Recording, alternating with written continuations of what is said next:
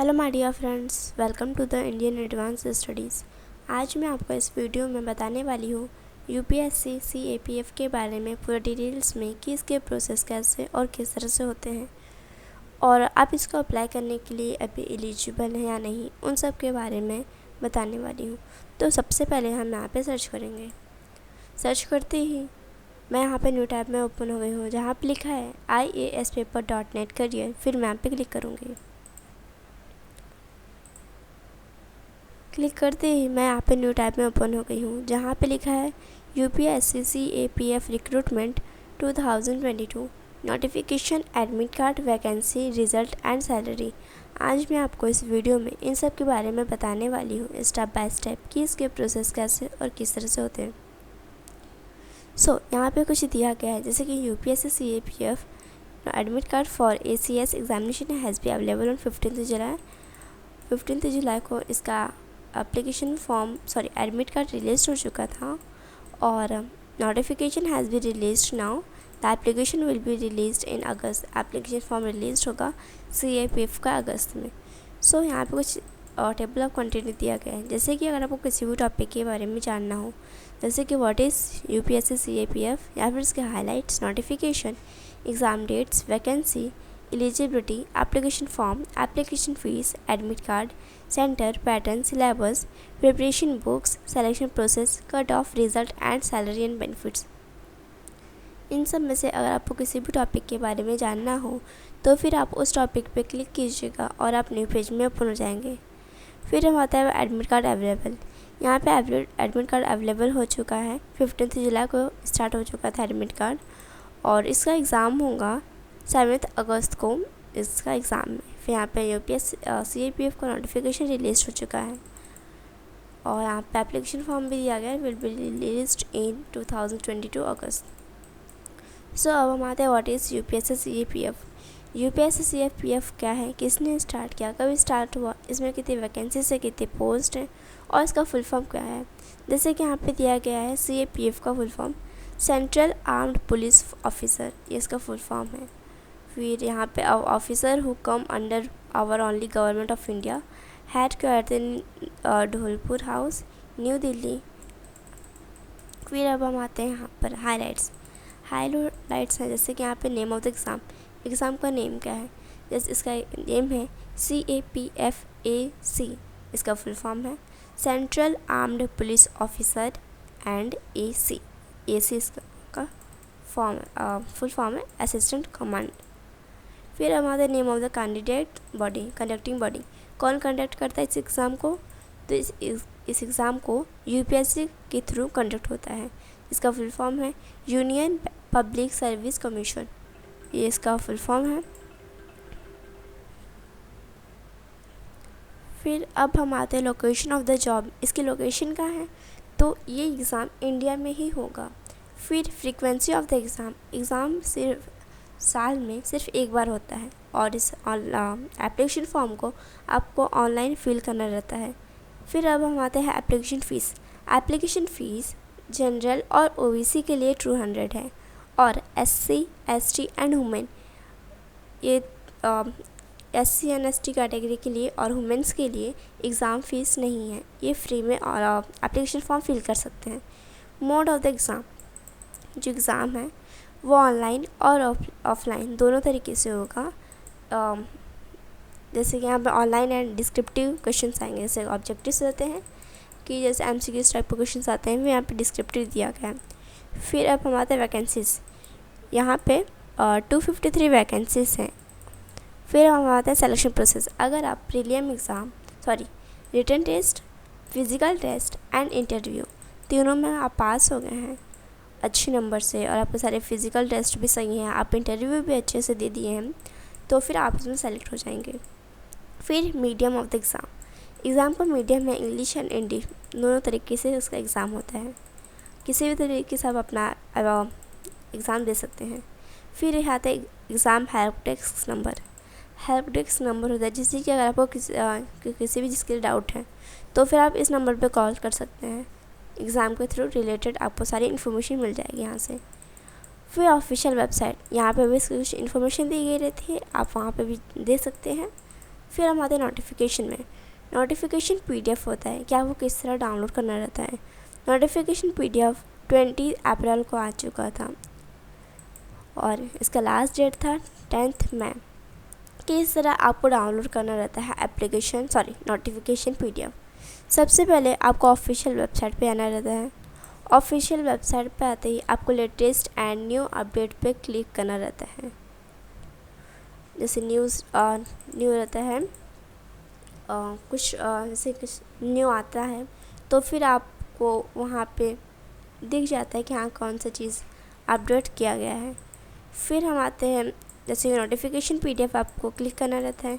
Click करते ही आप you will be able to download the official website once it is displayed in a new tab.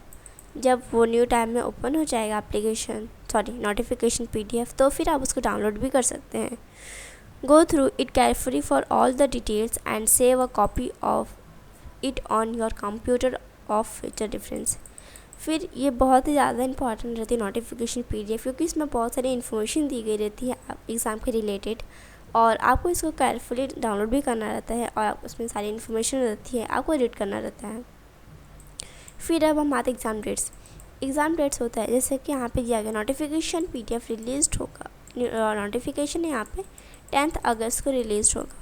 फिर application form का यहाँ पे डेट नहीं दिया गया है और इसका लास्ट डेट है 30 अगस्त। आई थिंक इसका डेट होगा 11 अगस्त। फिर यहाँ पे एग्ज़ाम डेट अभी रिलीज नहीं किया गया है और रिज़ल्ट, आंसर की, इन सब चीज़ों का अभी डेट रिलीज नहीं किया गया है। जब भी रिलीज होगा तो फिर आपको इस वेबसाइट के थ्रू पता चल जाएगा। और CAPF AC का एग्ज़ाम है 7 अगस्त को। फिर वैकेंसी स्ट्रक्चर। वैकेंसीज़ होती हैं कि अलग अलग पोस्ट के लोगों की अलग अलग वैकेंसीज़ होती हैं। जैसे कि यहाँ पे बॉर्डर सिक्योरिटी फोर्स के लिए है 66, सेंट्रल रिज़र्व पुलिस फोर्स के लिए है 29, सेंट्रल इंडस्ट्रियल सिक्योरिटी के लिए 62, इंडो टिबेटन बॉर्डर पुलिस के लिए है 14, फिर संस्था सीमा पाल बल के लिए है 82। फिर ये सारे वैकेंसीज हुए 253, ये ऑल पोस्ट के लोगों के दिए गई है, टोटल हुए 253। फिर एलिजिबिलिटी क्राइटेरिया। एलिजिबिलिटी होता है कि आप इसको अप्लाई करने के लिए एलिजिबल हैं या नहीं। एलिजिबिलिटी होता है कि अगर आप नेशनलिटी होता है कि अगर आप इंडिया के हैं तो फिर आप इसको अप्लाई कर सकते हैं। ये दोनों मतलब बोथ जेंडर इसको अप्लाई कर सकते हैं, जैसे कि फ़ीमेल और मेल। इस एग्ज़ाम को इस पोस्ट में कोई भी अप्लाई कर सकते हैं। फिर अगर आप इंडिया के हैं, जैसे कि अगर आप 1962 के पहले कहीं और रहते थे किसी और कंट्री में और अब यहाँ पे इंडिया में आप आ गए हैं, शिफ्ट हो गए यहाँ पे परमानेंटली, तो भी आप इसको अप्लाई कर सकते हैं। फिर एज लिमिट होता है कि अगर आप 25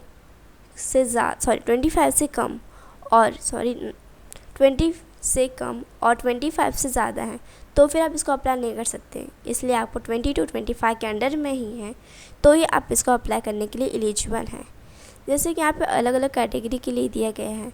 जनरल और अनरिजर्व्ड के लिए है 20 to 25 ईयर्स, शेड्यूल कास्ट के लिए है 20 to 30 ईयर्स, शेड्यूल ट्राइब के लिए है 20 to 30 years, other backward classes के लिए 20 to 28 years, civilian central government servants के लिए 20 to 30 years and ex serviceman के लिए है 20 to 30 ईयर्स। सो अलग अलग कैटेगरी के लिए अलग अलग एज लिमिट भी है।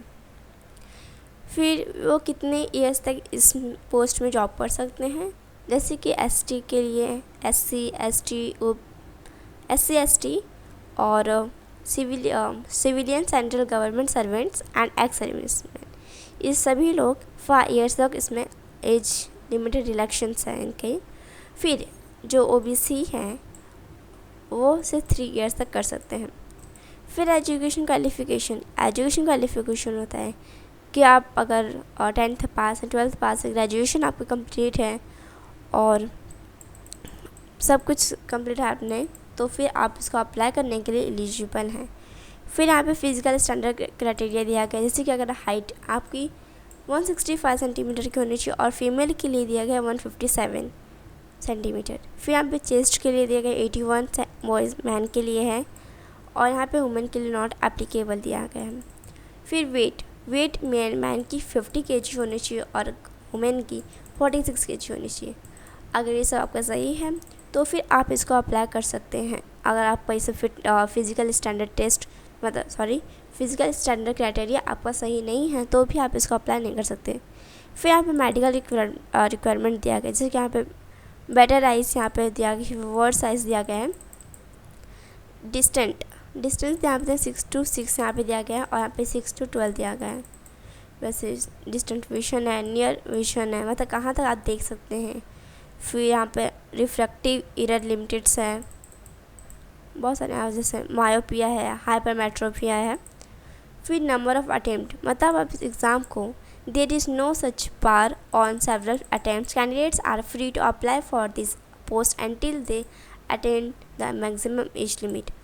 ये एग्ज़ाम आप कितने भी बार कंडक्ट कर सकते हैं, इसमें कोई इशू नहीं है कि आप इसको कंडक्ट नहीं कर सकते हैं। फिर आते हैं एप्लीकेशन फॉर्म। एप्लीकेशन फॉर्म होता है कि आप इसको किस तरह फिल करना है आपको, और कौन से वेबसाइट के थ्रू फिल करना है, इसमें आपको कौन कौन सी इन्फॉर्मेशन फिल करनी रहती है।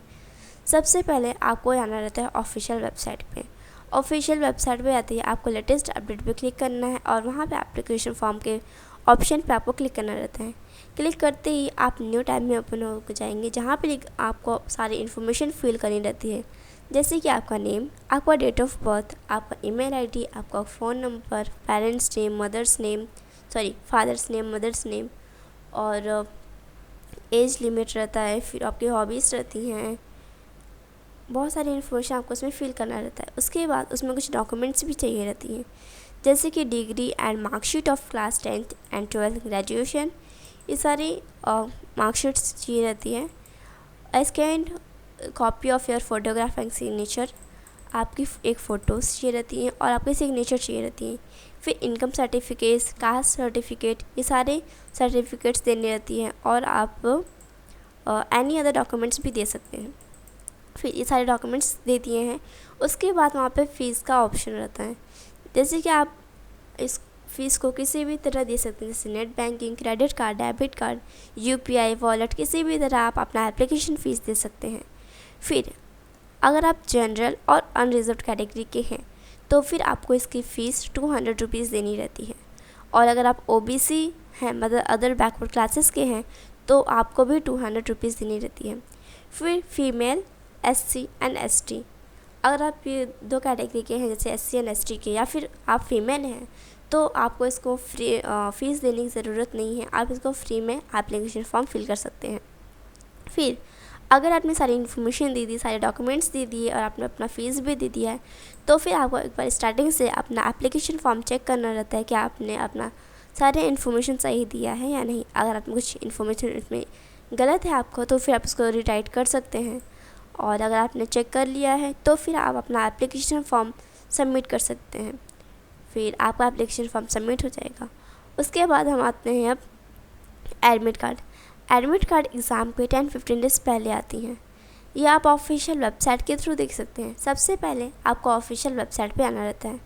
ऑफिशियल वेबसाइट पे आते ही आपको look for the latest update and information to find the link of the admit card of the assistant commander, वहाँ पे असिस्टेंट कमांडर के लिए आपको क्लिक करना रहता है, क्योंकि वहाँ पे लेटेस्ट अपडेट आया रहेगा। तो फिर click on the link that says admit card for UPSC CAPF AC, आपको क्लिक करना रहता है, जैसे जहाँ पे लिखा रहेगा यूपीएससी सीए पीएफ एसी, फिर आपको उस पर क्लिक करना रहता है। उसके बाद आपको उसमें कुछ इन्फॉर्मेशन देनी रहती है अपनी, जैसे कि registration number, date of birth, ये दोनों इन्फॉर्मेशन आपको देनी रहती है। अगर आपने दोनों इन्फॉर्मेशन दे दिया है सही, तो फिर आप अपना एडमिट कार्ड देख सकते हैं।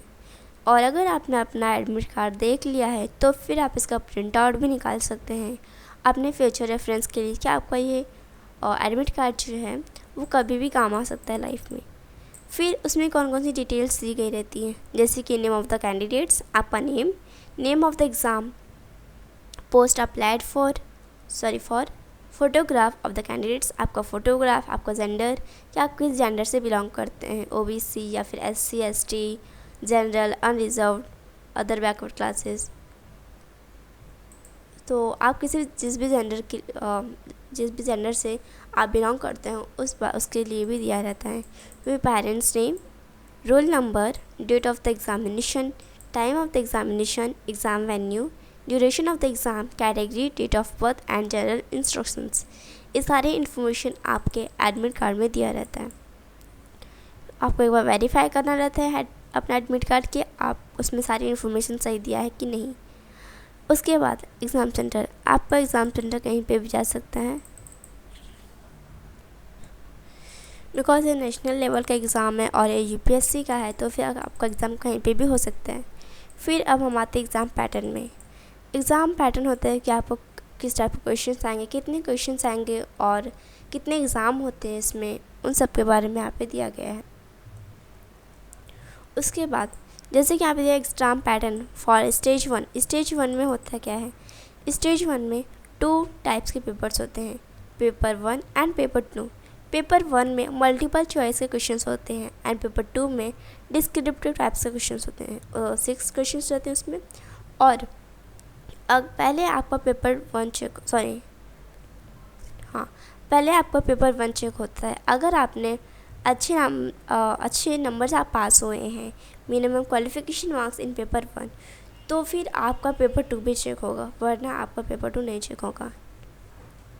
उसके बाद there is a negative marking of 1 and 3 for paper 1। जैसे कि यहाँ पे दिया गया पेपर 1 ऑब्जेक्टिव टाइप्स के होते हैं, जनरल एबिलिटी एंड इंटेलिजेंस। ये ऑब्जेक्टिव टाइप्स के रहते हैं और ये 250 मार्क्स का क्वेश्चन पेपर रहता है। फिर पेपर 2 रहता है डिस्क्रिप्टिव टाइप्स के, जैसे कि general studies, essay and comprehension.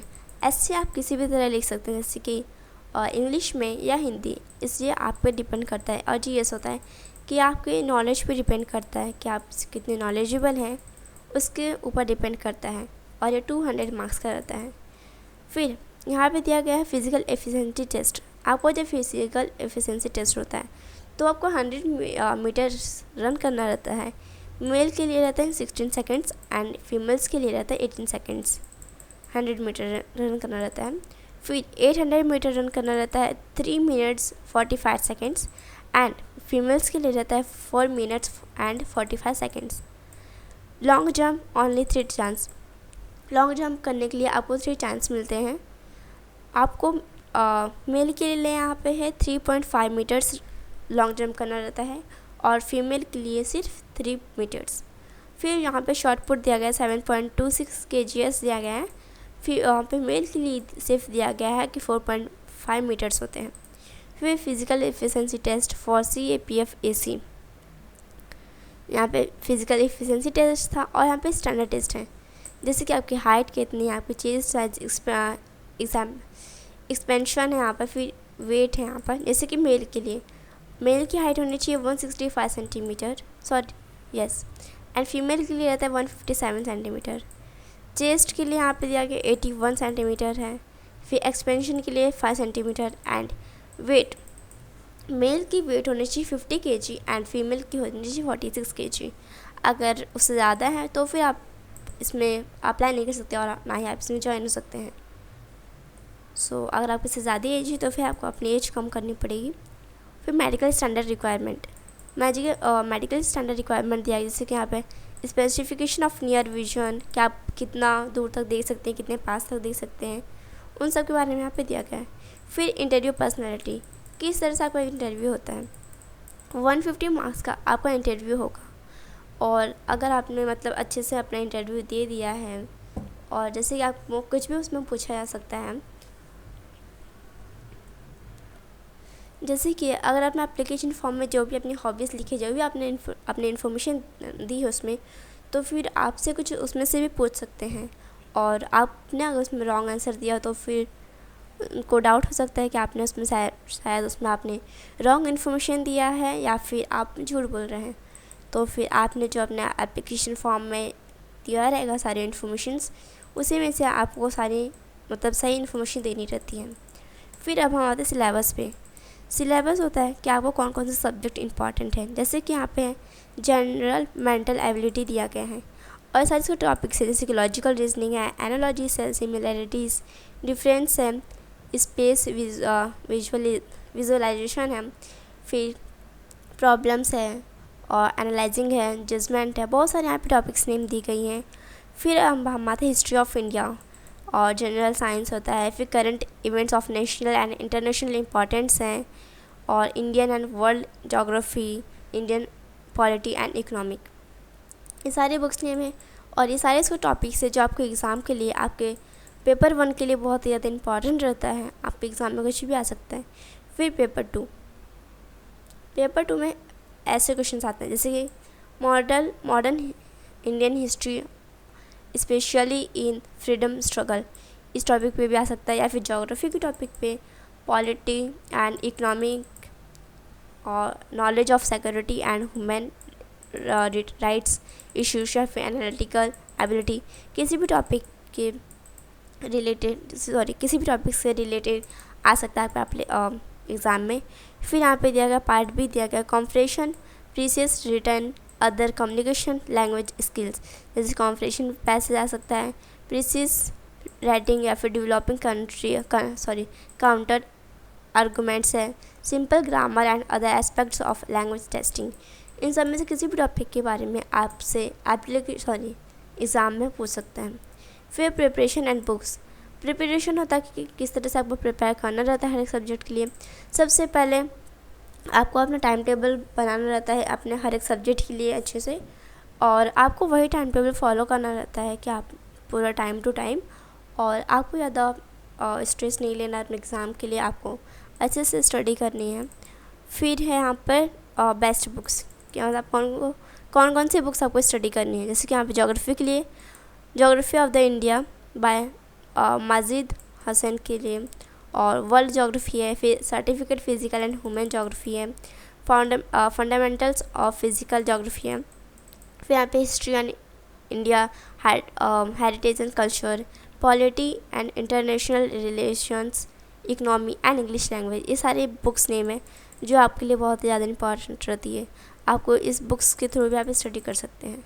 फिर सिलेक्शन प्रोसेस होता है कि अगर आप रिटन टेस्ट, जैसे कि अगर पेपर 1 और पेपर 2, फिर physical standard test, medical standard test और फिज़िकल एफिशिएंसी टेस्ट, इन तीनों में भी आप पास हो गए हैं।